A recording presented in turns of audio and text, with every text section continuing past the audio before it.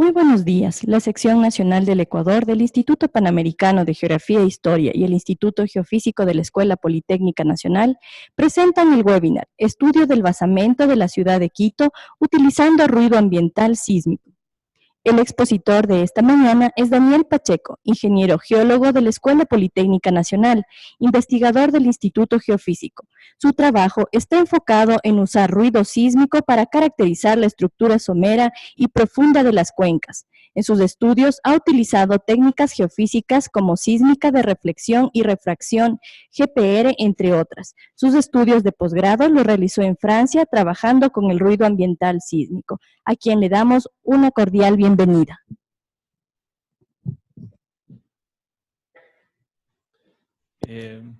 Buenos días. El tema del que voy a hablar ahora es cómo es un trabajo que está siendo llevado en este momento y es utilizar el ruido ambiental de estaciones sísmicas para tratar de obtener una imagen de la cuenca de Quito. Bueno, este trabajo está realizado es un trabajo conjunto de varias personas. Entonces, aquí están todas las instituciones que están colaborando en este estudio. La primera parte es tratar de entender cómo obtener una señal usable del ruido sísmico. Entonces, para eso se aplica la técnica de interferometría sísmica. Y básicamente es tratar de todo el ruido obtener una señal útil.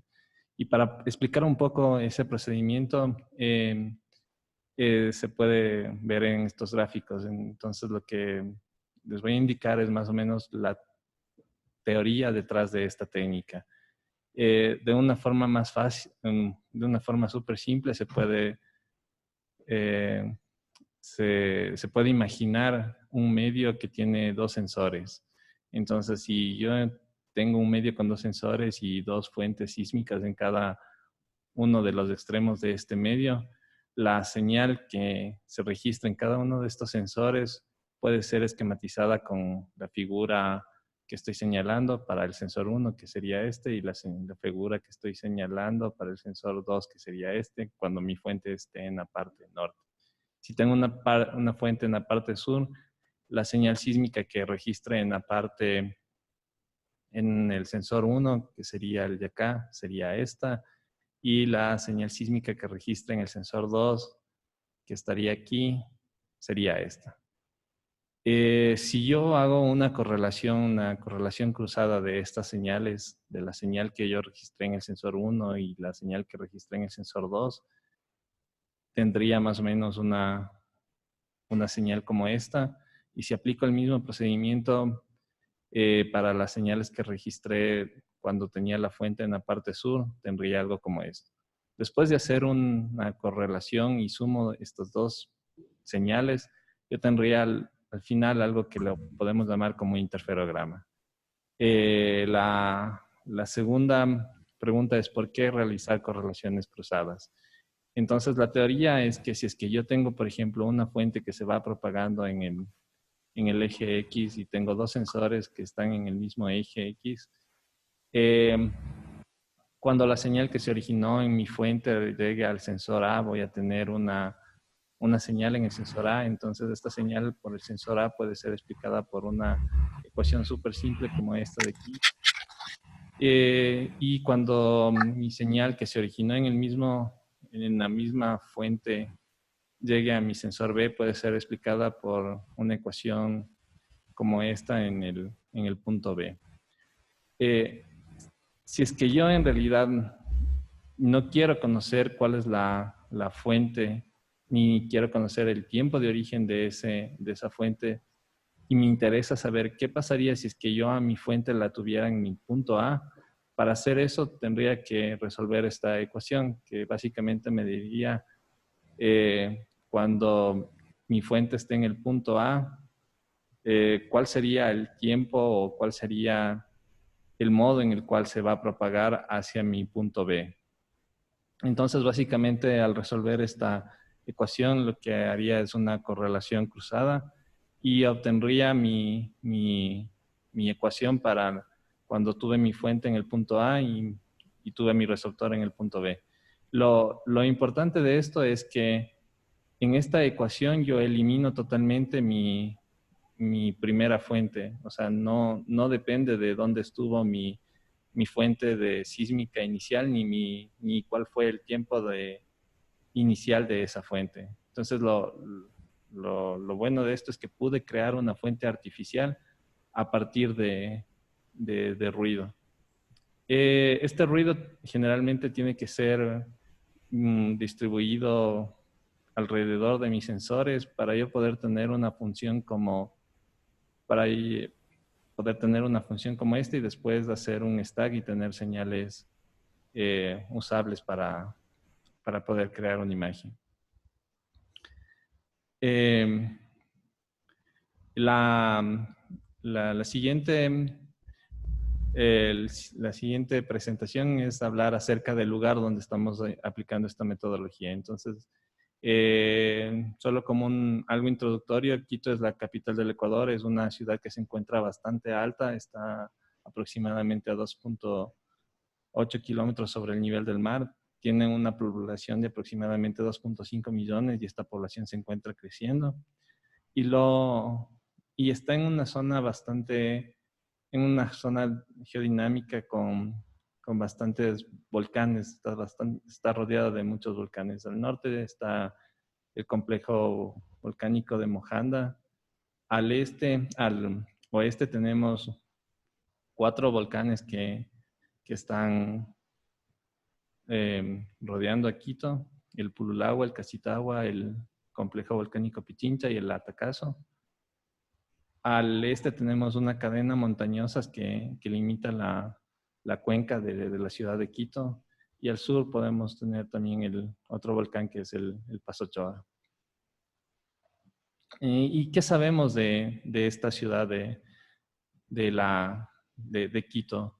Sabemos que se encuentra aproximadamente a 150 kilómetros en línea recta de la subducción. La subducción es capaz de generar un sismo mayor a 8 grados, pero también se encuentra a aproximadamente 80 kilómetros de fallas corticales que son capaces de generar sismos mayores a 7 grados. Y como ustedes vieron, esta colina que estaba, o esta cadena de montañas que se encuentran al este de Quito, son representaciones de fallas locales que son capaces de generar sismos mayores a 6 grados. También sabemos que históricamente en la ciudad de Quito se ha asociado uno de los sismos históricos desde 1587 a este sistema de fallas, y en los últimos 150 años no han habido sismos importantes que hayan golpeado a la ciudad de Quito, y dentro de los más importantes del último tiempo que han sido asociados a este sistema de fallas de Quito han sido el de 1990 de 5.3 y el más reciente, el de 5.1, que ocurrió en el 2014.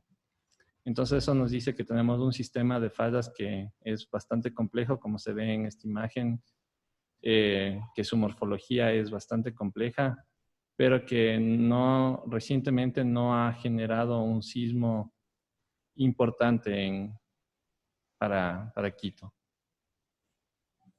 La otra cosa que sabemos es que la mayoría de construcciones de Quito no cumplen un código de la construcción y que, de acuerdo al trabajo de Lorendó del 2017, la parte norte de Quito tiene un comportamiento diferente a la parte sur de Quito.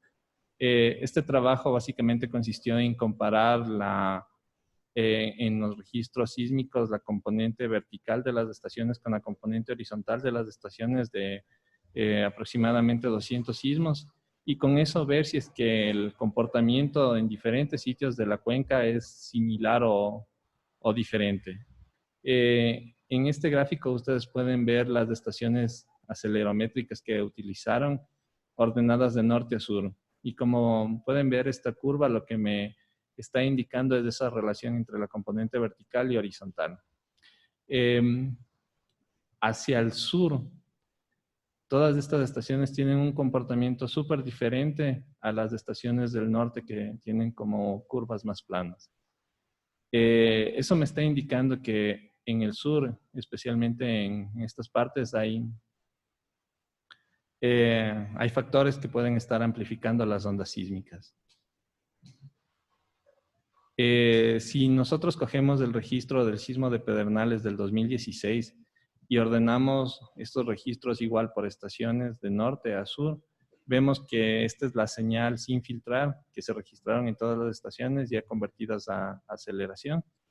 Y si es que nosotros hacemos un filtrado en la banda de frecuencias en las cuales encontramos este pico que es más o menos entre 0.1 y 0.6 Hz, vemos que las señales en las estaciones del sur tienen más amplitud que en las señales en las estaciones del norte, lo cual nos está diciendo que hay un factor de amplificación que está pasando en el sur.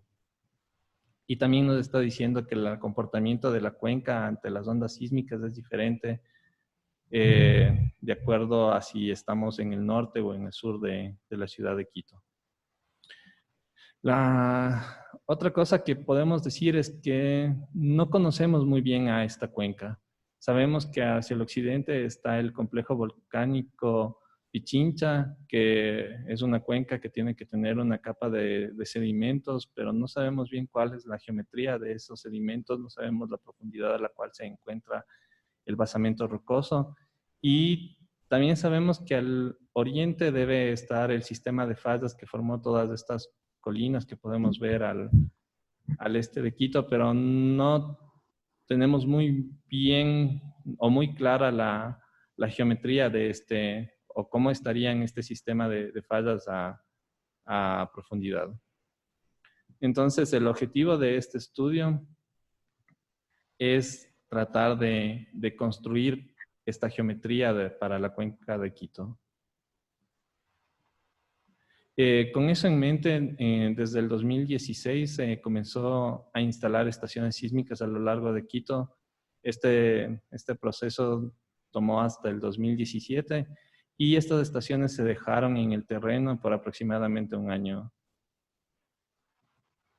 Y el objetivo de este arreglo que cubrió casi todo Quito fue estudiar la respuesta sísmica de la cuenca. Entonces, esto es dando un escenario, por ejemplo, modelando un sismo cortical, un sismo de la subducción o un sismo de las fallas, estimar cuál sería el movimiento que genere ese sismo en la cuenca de Quito.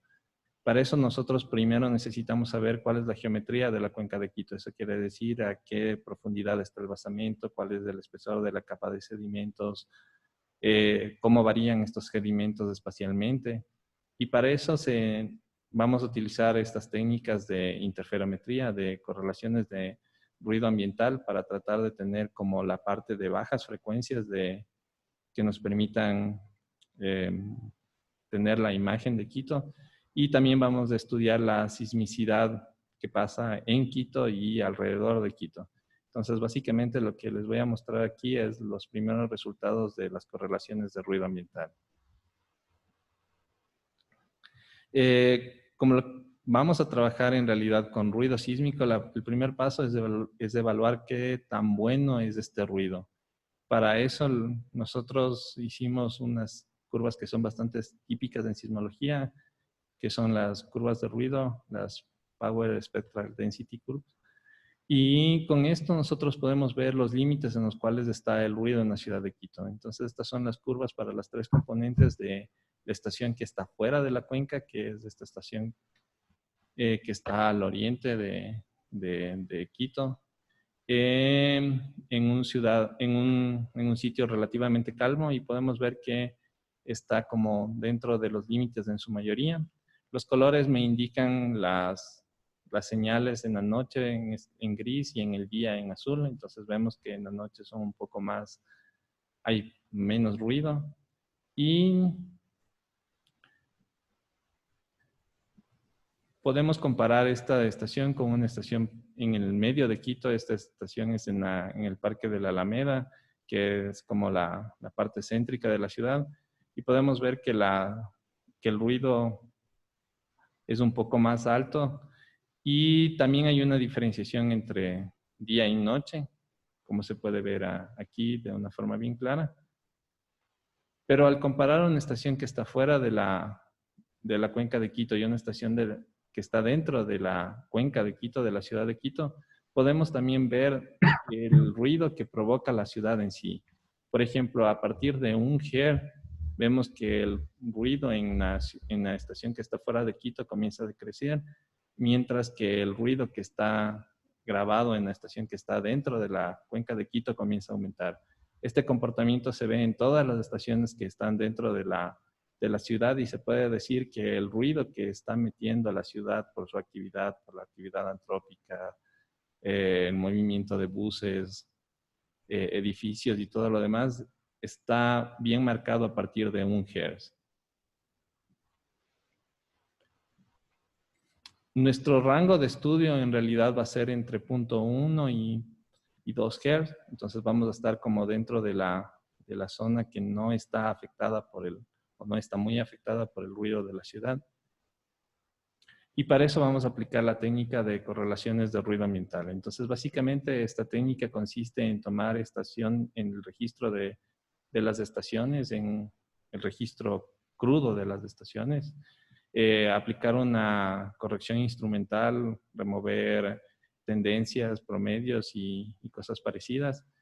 Y para después aplicar una normalización en el tiempo. Eso quiere decir tratar de que todas mis amplitudes estén en el mismo nivel y después aplicar una normalización o un whitening en el espectro.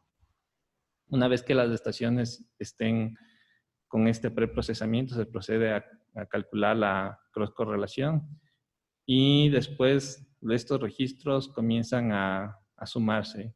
Entonces, este es un ejemplo de, por ejemplo, los registros que fueron cross correlacionados durante 1 mes y sumados 3 meses, 12 meses, 24 meses. Entonces, se ve cómo la relación señal-ruido va mejorándose por este procedimiento de sumar más señales.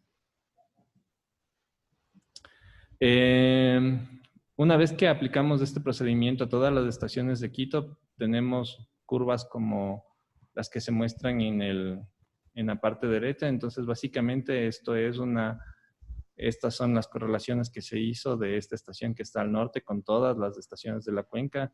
En el eje Y están las distancias hacia esta estación y en el eje X está el tiempo de la correlación. Podemos ver que se puede reconstruir señales claras como en este caso en la componente transversal. Aprovechando la geometría de la cuenca, que en realidad es una cuenca alargada en dirección noreste-suroccidente, tomamos un perfil, el perfil que atraviesa toda la cuenca de Quito y que estas serían como las señales que obtuvimos después de hacer las correlaciones de esta estación que está en el extremo norte con todas las otras estaciones que están hacia el sur. Una vez que hicimos eso y teniendo en cuenta de que en el trabajo de Loren se encontró que el comportamiento en el norte era diferente que el comportamiento que tenía la cuenca en el sur, dividimos a la línea en una línea norte como esta y utilizando la teoría de la interferometría sísmica que en realidad me permite crear una fuente artificial en una estación, se generó mediante las correlaciones, se generó estas señales de registros y básicamente igual en el eje X, en el eje Y es la distancia que tienen respecto a la estación del extremo norte, en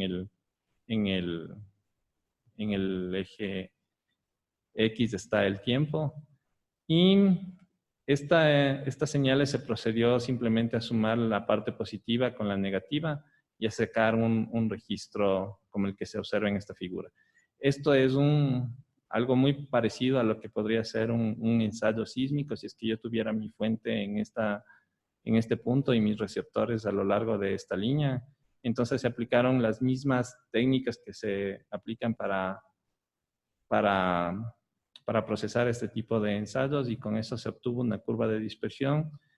Se hizo inversiones y se sacó un perfil para la parte norte de Quito. Entonces, en este perfil se observa que hay como un límite más o menos a 500 metros en el cual está separando dos diferentes medios.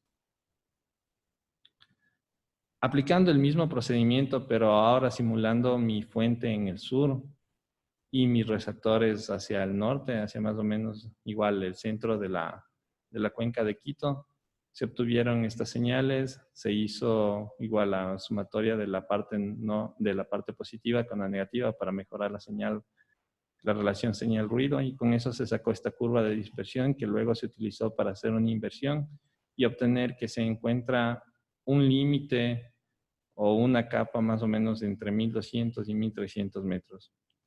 Esta capa está más profunda a la capa que se encontró en la parte norte de Quito, lo cual podría explicar también por qué en la parte norte no se observan esos picos de amplificación que sí se observan en el sur. Para terminar, o sea, este estudio en su primera etapa ha demostrado que esta técnica de la interferometría sísmica se puede aplicar en ciudades como Quito en este rango de frecuencias. Y también se ha podido ver que las ondas que más utilidad han dado a este estudio son las ondas Lobe, lo cual es un poco no tan común, ya que generalmente se utilizan ondas Rayleigh. Y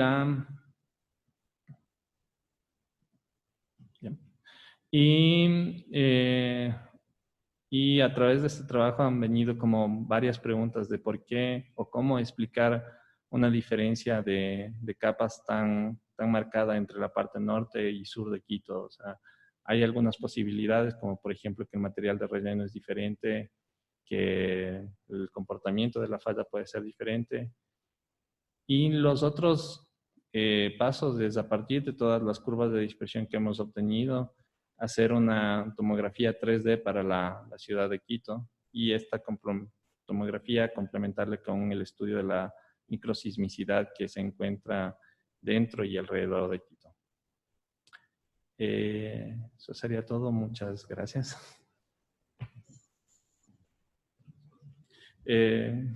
No sé si haya preguntas para dar paso a las preguntas.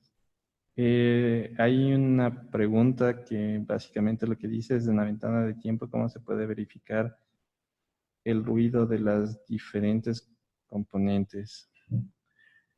No sé bien si es que entiendo la pregunta, pero una forma de ver cuál es el ruido de mis componentes es calcular básicamente estas curvas que son las de... es calcular estas curvas, es básicamente hacer algo como una transformada de Fourier y después hacer unas operaciones más. Pero básicamente en estas Power Spectral Density yo puedo saber cuál es el ruido por componente. Aquí está la este, la norte, la Z. Y no sé, en esta parte puedo ver que, por ejemplo, la componente norte es un poco más ruidosa en este rango, en esta frecuencia que la componente vertical.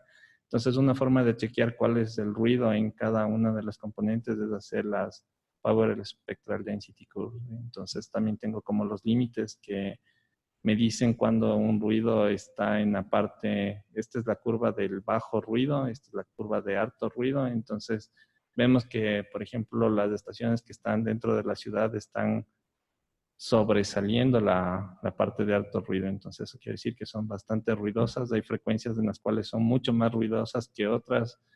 Por ejemplo, está dentro de los límites entre 0.1 y 1 Hz, pero después de 1 Hz es mucho más ruidosa. Entonces, creo que esa sería una forma de verificar cuál es el ruido por componente en las estaciones.